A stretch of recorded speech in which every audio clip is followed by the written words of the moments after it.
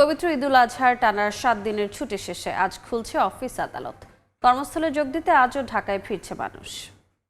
ভোর থেকে সদরঘাটে বিভিন্ন জেলা থেকে যাত্রী নিয়ে ভিড়ছে লঞ্চ। সড়ক পথে রাজধানীর প্রধান প্রবেশ পথগুলোতে একের পর এক বাস থেকে যাত্রী নামতে দেখা গেছে। কমলাপুর রেল স্টেশনেও দেখা গেছে ঢাকায় ফেরা মানুষের চাপ। এবার ঈদুল আজহা উপলক্ষে 25 মে থেকে 31 মে পর্যন্ত সরকারি ছুটি ঘোষণা করা হয়।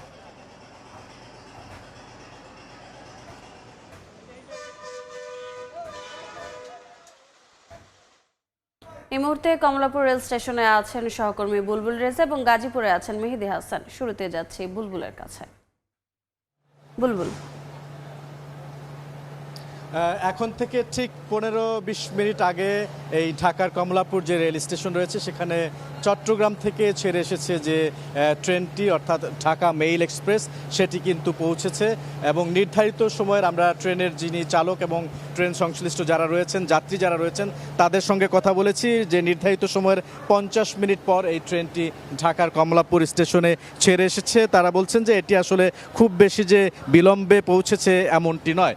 আর সকাল থেকে এখন পর্যন্ত বিভিন্ন জেলা থেকে মোট 4টি ট্রেন ঢাকার কমলাপুর স্টেশনে এসে পৌঁছেছে। এই প্রতিটি ট্রেনেই কিন্তু যাত্রীদের যে চাপ সেটি খুব বেশি একটা ছিল না। সরকারি অফিসগুলো কিন্তু আজকে থেকে খোলা হচ্ছে, অর্থাৎ 25 থেকে 31 মে, অর্থাৎ এই যে 7 দিনের টানা ছুটি ঈদুল আজহার, সেটি কাটিয়ে কিন্তু গতকাল থেকেই অনেকেই এই কর্মজীবী যারা রয়েছেন এবং বিভিন্ন শ্রেণী পেশার যারা মানুষ রয়েছেন, ঢাকায় বসবাস করেন বিভিন্ন কারণে, তারা কিন্তু ঢাকায় এসে গতকাল থেকে পৌঁছেছেন। তবে লম্বা ছুটি হওয়ার কারণে অনেকেই কিন্তু নির্ধারিত সময়ের আগেই ঢাকায় এসেছেন, ফলে বাড়তি যে চাপ ঢাকার প্রবেশ মুখগুলোতে, বিশেষ করে এই কমলাপুর স্টেশন বা ঢাকার দক্ষিণ অঞ্চলের যে লোকজন আসে লঞ্চে করে ঢাকার সদরঘাট, সেখানেও কিন্তু যাত্রীদের খুব বেশি একটা চাপ ছিল না। আমরা এই স্টেশন থেকে যতটুকু তথ্য পেয়েছি তাতে আগামী 20 থেকে 30 মিনিটের মধ্যে, অর্থাৎ 1 ঘন্টার মধ্যে যদি আমরা হিসেব করি, 3 থেকে 4টি ট্রেন ঢাকার এই কমলাপুর স্টেশনে এসে পৌঁছবে। এর মধ্যে পঞ্চগড় থেকে ছেড়ে আসবে একতা এক্সপ্রেস, আরেকটি হচ্ছে লালমনিরহাট থেকে এই কমলাপুর স্টেশনে আসবে বুড়িমারি এক্সপ্রেস। এর বাইরেও আরও বেশ কিছু শিডিউল ট্রেন কিন্তু রয়েছে যেগুলো ঢাকার কমলাপুর স্টেশনে আসার কথা রয়েছে।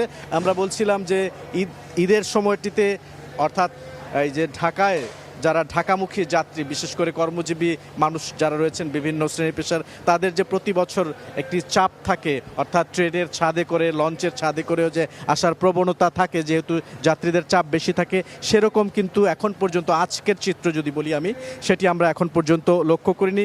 গতকালও কিন্তু একই অবস্থা ছিল। সব মিলিয়ে এখন পর্যন্ত যারা যাত্রী সাধারণ রয়েছেন তারা বলছেন যে তারা খুব স্বাচ্ছন্দ্যেই কিন্তু ঢাকায় ফিরছেন। আমাদের আরেক সহকর্মী মেহেদী হাসান রয়েছেন গাজীপুরে, আমরা সেখানকার সবশেষ তথ্য তার কাছ থেকে জেনে আসব। দেখুন, সাধারণ ছুটি 7 দিন হলেও শিল্পাঞ্চল ছুটি কাটাচ্ছে 10 দিনের, অর্থাৎ গাজীপুরের যে শিল্প প্রতিষ্ঠানগুলো রয়েছে, যে শ্রমিক রয়েছে, তারা 10 দিনের ছুটিতে বাড়ি গিয়েছেন, যে কারণে এখন পর্যন্ত আসলে গাজীপুরে যেই ঈদে বাড়ি ফেরা মানুষের, যে বাড়ি থেকে কর্মস্থলে ফেরা মানুষের যে ঢল, সেটি কিন্তু এখনো নামেনি।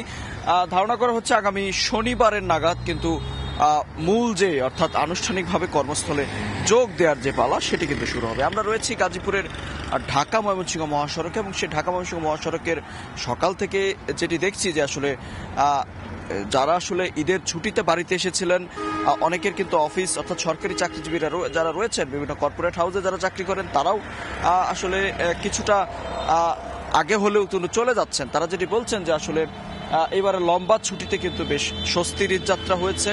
এর আগেও বাড়িতে যখন এসেছেন তখন কিন্তু খুব একটা ভোগান্তি তাদের পোহাতে হয়নি, যদিও কিছুটা বাড়তি ভাড়ার অভিযোগ ছিল। তবে ফিরতি পথে, অর্থাৎ এই মুহূর্তে যারা আসলে কর্মস্থলে ফিরছেন, তারা কিন্তু বেশ স্বস্তি নিয়ে কিন্তু কর্মস্থলের দিকে যাচ্ছেন। তারা যেটি বলছেন যে আসলে অতিরিক্ত বাড়তি ভাড়ার যেমন কোনো চাপ নেই, তার পাশাপাশি সড়কেও তেমন কোনো ভোগান্তি আসলে তাদের চোখে পড়েনি। তার কারণ হচ্ছে আসলে আপনি জানিয়ে রাখতে চাই যে শিল্পাঞ্চলে কিন্তু ধাপে ধাপে যে প্রতিষ্ঠান ছুটি হওয়ার যে প্রবণতা শুরু হয়েছে গেল কয়েক বছর ধরে, সেটির সুফলই কিন্তু ভোগ করছে গাজীপুরবাসী। এর আগেও আমরা দেখেছি তিন ধাপে কিন্তু আসলে প্রতিষ্ঠানগুলো ছুটি দেওয়া হয়। সেই 3 ধাপে ছুটি দেওয়ার ফলে সড়কের চাপ হঠাৎ করে না পড়ার ফলে কিন্তু কিছুটা স্বস্তি রয়েছে। এবং একইভাবে কিন্তু যখন খোলা হয় প্রতিষ্ঠানগুলো, তখনও কিন্তু আসলে ধাপে ধাপে প্রতিষ্ঠানগুলো খোলা হওয়ার ফলেই এই শিল্পাঞ্চল গাজীপুরে সড়কে তেমন আসলে চাপ লক্ষ্য করা যায়নি। তবে আজকে এই মুহূর্তে যারা আসলে ঢাকার দিকে যাচ্ছেন গাজীপুর থেকে, তারা কিন্তু বিভিন্ন চাকরির উদ্দেশ্যেই বিভিন্ন সরকারি এবং বেসরকারি চাকরিজীবী, এবং তার পাশাপাশি সবশেষ যদি বলি যে এই এলাকার যারা শ্রমিক রয়েছে তারা কিন্তু এখনো গাজীপুরে ফেরেননি। ধারণা করা হচ্ছে আগামী শনিবারের দিকে আসলে ফিরবেন। তো এই ছিল গাজীপুর থেকে ঘরমুখী মানুষের অর্থাৎ ঘরে ফেরা মানুষের সবশেষ তথ্য আমার কাছে। সরাসরি যুক্ত ছিলাম গাজীপুর এবং কমলাপুর রেল স্টেশনে।